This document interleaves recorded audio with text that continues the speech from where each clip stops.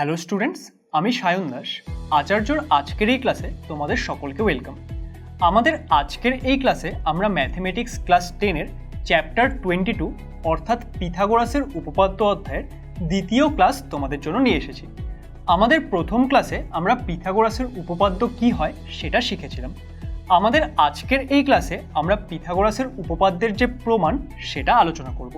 তাহলে চলো আমরা আমাদের আজকের এই ক্লাসটি শুরু করি এবং দেখে নিই যে পিথাগোরাসের উপপাদ্য সেটা আমরা কিভাবে প্রমাণ করছি। আমাদের আজকের এই ক্লাসে আমরা তাহলে পিথাগোরাসের উপপাদ্য সেটাকে প্রমাণ করব। পিথাগোরাসের উপপাদ্যে কি বলা হয়েছিল? যে কোনো সমকোণী ত্রিভুজের অতিভুজের উপর অঙ্কিত বর্গক্ষেত্রের ক্ষেত্রফল অপর দুটি বাহুর উপর অঙ্কিত বর্গক্ষেত্রের ক্ষেত্রফলের সমষ্টির সাথে সমান।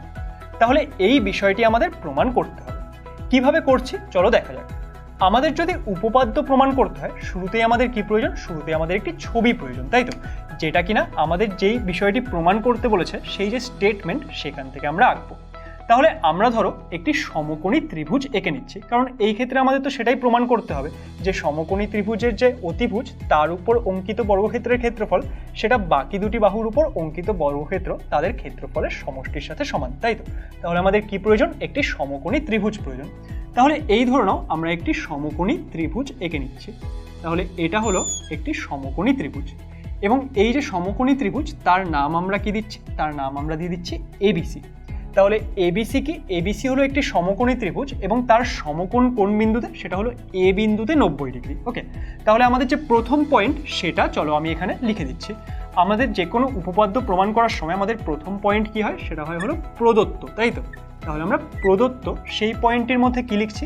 যে এবিসি একটি সমকোণী ত্রিভুজ যার সমকোণ কোণটি? সমকোণ হলো দেখো আমাদের বিএসি, এই কোণটি সমকোণ, যার কোণ বিএসি সেটা ইকুয়াল টু আমরা লিখে দিলাম 90 ডিগ্রি। মানে এটা কি? এটা হলো আমাদের সমকোণ। তাহলে এই ত্রিভুজটির ক্ষেত্রে আমাদের যেই বিষয়টি প্রদত্ত ছিল সেটা আমরা লিখে নিলাম। আচ্ছা দেখো, এটা যদি সমকোণ হয় মানে এই বিন্দুতে যদি সমকোণ থাকে তাহলে এই ক্ষেত্রে বিসি সেটা কি হবে? সেটা হবে অতিভুজ। তাহলে এই ক্ষেত্রে আমরা কি প্রমাণ করব? যে বিসি স্কোয়ার সেটা কি হবে? A B square plus AC square, তাই তো? এটা আমরা আমাদের যে প্রথম ক্লাস সেখানে খুব ভালো করে শিখেছিলাম। তাহলে আমাদের কি প্রমাণ করতে হবে সেটা আমরা লিখছি যে প্রামাণ্য সেই পয়েন্টের মধ্যে আমরা কি লিখি? যে আমাদের কি প্রমাণ করতে হবে। দেখো আমাদের কি প্রমাণ করতে হচ্ছে? এই বিসি স্কোয়ার অর্থাৎ অতিভুজের স্কোয়ার সেটা সমান সমান কি হয়? লম্ব স্কোয়ার প্লাস ভূমি স্কোয়ার, তাই তো? তাহলে এই ক্ষেত্রে এটা কি আসবে? এটা ইকুয়াল টু আসবে আমাদের AB square plus AC square. তাহলে এটা আমাদের প্রমাণ করতে হবে। এবার এই যে এই উপপাদ্যটি সেটা প্রমাণ করার জন্য কি আমাদের কোনো অঙ্কনের প্রয়োজন আছে? হ্যাঁ, এই ক্ষেত্রে কিন্তু আমাদের একটি অঙ্কন করতে হবে। তাহলে সেটা আমরা কি? আমরা আমাদের তৃতীয় পয়েন্ট অর্থাৎ অঙ্কন সেটা তৈরি করে নিচ্ছি এবং এই পয়েন্টটির মধ্যে আমরা কি লিখবো? যে এই ক্ষেত্রে আমরা কি আঁকছি, তাই তো? তাহলে এই ক্ষেত্রে আমাদের যে অঙ্কনটি করতে হবে সেটা কি হবে?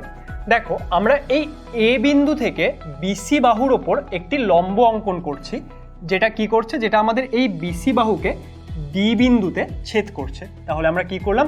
এ বিন্দু থেকে বিসি বাহুর ওপর, বা আমরা এইভাবে বলতে পারি এ বিন্দু থেকে বিসি অতিভুজের ওপর একটি লম্ব অঙ্কন করা হলো, যার নাম কি? যার নাম হলো এডি। তাহলে আমরা লিখছি যে এ বিন্দু থেকে বিসি অতিভুজের উপর লম্ব যেটা অঙ্কন করা হয়েছে তার নাম কি? তার নাম হলো এডি অঙ্কন করা হলো।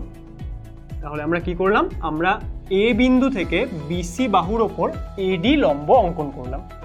এবার চলো আমরা এই যে পিথাগোরাসের উপপাদ্য সেটাকে প্রমাণ করি। অর্থাৎ আমরা কি প্রমাণ করব? বিসি স্কোয়ার সেটা ইকুয়াল টু হলো AB square plus AC square. প্রমাণটি ধরো আমরা এই পাশে করছি। তাহলে এখানে আমাদের নেক্সট পয়েন্ট কি আসবে? সেটা আসবে হলো প্রমাণ, তাই তো? এবার এই যে প্রমাণ সেটা আমরা কি করে করব? দেখো আমাদের কি হচ্ছে? এই যে ত্রিভুজ এবিসি সেটা কি ছিল? সেটা ছিল আমাদের একটি সমকোণী ত্রিভুজ এবং এই ক্ষেত্রে আমরা কি করলাম? আমরা এ বিন্দু থেকে এই বিসি বাহুর ওপর এডি লম্ব অঙ্কন করেছি। তাহলে আমাদের যে এই ত্রিভুজ এবিডি সেটা কি হবে? সেটাও একটি সমকোণী ত্রিভুজ হবে এবং আমাদের ত্রিভুজ এডিসি সেটাও কি হবে? সেটাও একটি সমকোণী ত্রিভুজ হবে, তাই তো? তাহলে আমরা কি লিখতে পারি? দেখো আমাদের যে ত্রিভুজ এবিসি ও ত্রিভুজ, আমাদের এই ত্রিভুজটির নাম কি, এটা হলো এবিডি, এরা কি, এরা হলো পরস্পর সদৃশ, সদৃশ ত্রিভুজ। দেখো এরা সদৃশ ত্রিভুজ আমি কেন বললাম, এরা দুজনেই সমকোণী ত্রিভুজ সেই জন্য কি না, কিন্তু আমাদের সদৃশ ত্রিভুজ কখন হয়, যখন দুটি ত্রিভুজের প্রত্যেকটি কোণের মান একে অপরের সাথে সমান হয়, বা আমরা বলতে পারি অনুরূপ কোণগুলো যখন সমান হয় তখন সেই যে আমাদের ত্রিভুজগুলো তারা কি হয়, তারা পরস্পর সদৃশ ত্রিভুজ হয়। দেখো ত্রিভুজ এবিসি, তার কি, তার আমাদের যে এই কোণটি অর্থাৎ এ বিন্দুতে কোণ সেটা কি, সেটা সমকোণ, এবং আমাদের ত্রিভুজ এবিডি তার এই কোণটি সেটা হলো সমকোণ। তাহলে একটা 90 ডিগ্রি আমরা সমান কোণ পেলাম। এবার এই যে বি বিন্দুতে কোণ সেটা দেখো আমাদের ত্রিভুজ এ বি সি তার মধ্যেও আছে এবং ত্রিভুজ এ বিডি তার মধ্যেও আছে, তাহলে এই কোণটিও কি হবে, দুজনের জন্য সমান। এবার দেখো আমাদের দুটা ত্রিভুজ তাদের কি হলো, দুটো কোণ পরস্পর সমান হয়ে গেল, তাহলে তৃতীয় যেই কোণটি বাঁচবে সেটাও কি হবে, উভয়ের সমান হতেই হবে, কারণ একটি ত্রিভুজের তিনটি কোণের সমষ্টি তো সবসময় 180 ডিগ্রি হয়, তাহলে দুটো ত্রিভুজের দুটো কোণ যদি পরস্পর সমান হয় তাহলে তৃতীয় কোণটি সমান হবেই। তার মানে এই ক্ষেত্রে আমাদের যে ত্রিভুজ এবিসি এবং ত্রিভুজ এবিডি তাদের তিনটি কোণই পরস্পরের সাথে সমান, তাহলে এই ক্ষেত্রে আমাদের ত্রিভুজ এবিসি এবং ত্রিভুজ এবিডি তারা কি হচ্ছে, তারা পরস্পর সদৃশ ত্রিভুজ হচ্ছে। এবার এরা যদি পরস্পর সদৃশ ত্রিভুজ হয়, আমরা কি জানি যে সদৃশ ত্রিভুজের যে অনুরূপ বাহুগুলো থাকে তাদের অনুপাত কি হয়, তাদের অনুপাত সমান হয়, তাই তো। তাহলে এই ক্ষেত্রে এবিসি ত্রিভুজের, দেখো এবিসি ত্রিভুজের যে আমাদের অতিভুজ সেটা হলো বিসি বাই আমাদের এবিডি ত্রিভুজের অতিভুজকে সেটা হলো এবি, তাই তো।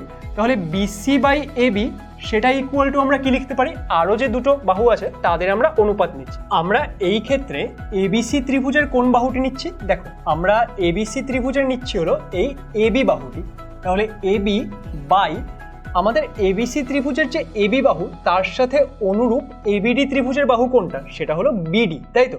তাহলে এবি বাই কত আসছে, বাই আসছে বিডি, ওকে। তাহলে এটা থেকে আমরা কি লিখতে পারি, দেখো আমরা যদি এখানে বজ্রগুণ করি তাহলে এবি ইন্টু এবি সেটা কি হয়ে যাবে, সেটা হয়ে যাবে এবি স্কোয়ার, সেটা ইকুয়াল টু কত আসবে, সেটা ইকুয়াল টু আসবে বিসি ইন্টু বিডি। এই যে আমরা সমীকরণটি পেলাম এটাকে আমরা 1 নম্বর সমীকরণ বলে দিচ্ছি। এবার দেখো কি করলাম, আমরা দুটো সদৃশ ত্রিভুজ পেলাম, তাদের থেকে কি পেলাম আমরা A B square equal to BC into B D. এবার আমরা যদি আবার ত্রিভুজ নিই, দেখো আমরা কি নিচ্ছি, ত্রিভুজ এবিসি ও ত্রিভুজ এডিসি, এরা দেখো এরাও কি হবে, এরাও পরস্পর সদৃশ হবে। কিভাবে, আমাদের ত্রিভুজ এবিসি এবং ত্রিভুজ এডিসি তাদের মধ্যে একটা করে সমকোণ আছে, এই সমকোণগুলো তাহলে সমান। এবার কি হচ্ছে, এই যে সি কোণ সেটা আমাদের ত্রিভুজ এবিসি এর মধ্যেও আছে এবং এডিসি এর মধ্যেও আছে, তাহলে এটা উভয়ের জন্য সমান হবে। তাহলে তৃতীয় কোণ যেটা বেঁচে যাচ্ছে তারাও কি হবে, তারাও পরস্পর সমান হবে। তাহলে এই যে দুটো ত্রিভুজ তারাও কি, তারাও হচ্ছে সদৃশ ত্রিভুজ। এবার এই দুটো ত্রিভুজ যদি সদৃশ হয় তাহলে এদেরও যে অনুরূপ বাহুগুলোর অনুপাত সেগুলো কি আসবে, সেগুলো সমান আসবে। তাহলে আমরা কি লিখতে পারি, দেখো আমরা এবিসি ত্রিভুজ সেটার থেকে আবার তার যে অতিভুজ বিসি সেটা নিচ্ছি, তাহলে আর এডিসি ত্রিভুজ তার অতিভুজকে, তার অতিভুজ হলো এসি, তাই তো। তাহলে আমাদের বিসি বাই এসি সেটা ইকুয়াল টু কত আসবে, দেখো সেটা ইকুয়াল টু আমরা কি লিখতে পারি, আমাদের যে এবিসি ত্রিভুজ তার আমরা এবার কোন বাহুটি নিচ্ছি, তার আমরা নিচ্ছি এসি বাহু, এবং এই যে এসি বাহু আমাদের এবিসি ত্রিভুজের যে এসি বাহু তার সাথে অনুরূপ এডিসি ত্রিভুজের কোন বাহুটি পাওয়া যাচ্ছে, সেটা আমাদের পাওয়া যাচ্ছে ডিসি, তাই তো। তাহলে এখানে আমরা কি নিয়ে নিচ্ছি, বাই ডিসি। তাহলে এটা আমরা এখানে পেলাম। তাহলে এটা যদি আমরা এখানে পেয়ে যাই, এরপর আমরা কি করছি, দেখো আমরা এখানে যদি বজ্রগুণ করি তাহলে এসি ইন্টু এসি সেটা কি হবে, এসি স্কোয়ার, সেটা ইকুয়াল টু কত আসবে, বিসি ইন্টু ডিসি। আর এই যে সমীকরণ এটাকে আমরা 2 নম্বর সমীকরণ বলে দিচ্ছি।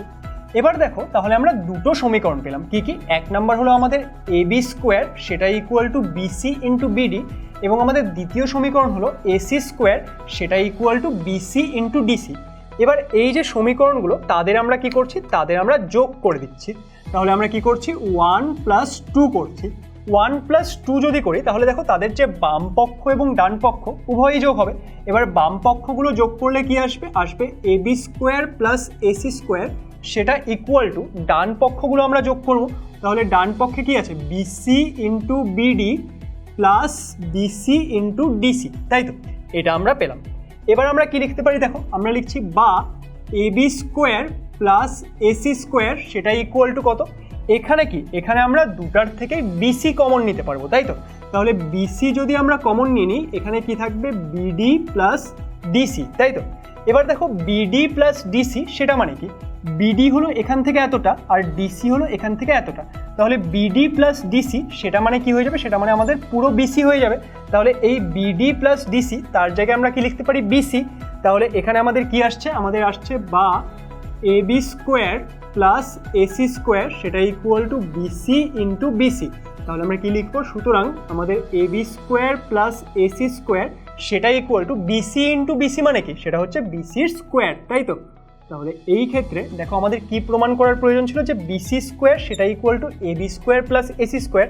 আমাদের এখানে কি প্রমাণ হয়ে গেল, সেটাই কিন্তু আমরা প্রমাণ করে নিলাম। তাহলে এখানে আমরা কি লিখছি, এখানে আমরা লিখে দিচ্ছি প্রুফড, বা আমরা চাইলে প্রমাণিতও লিখতে পারি। তাহলে আমাদের যে পিথাগোরাসের উপপাদ্য সেটা কিন্তু আমরা এখানে প্রমাণ করে নিলাম।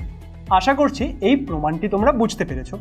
আমাদের পরবর্তী ক্লাসে আমরা আরও বিভিন্ন বিষয় নিয়ে এখানে আলোচনা করব। তাহলে তোমাদের সাথে দেখা হবে আচার্যর পরবর্তী ক্লাসে। ততক্ষণ পড়তে থাকো, জানতে থাকো।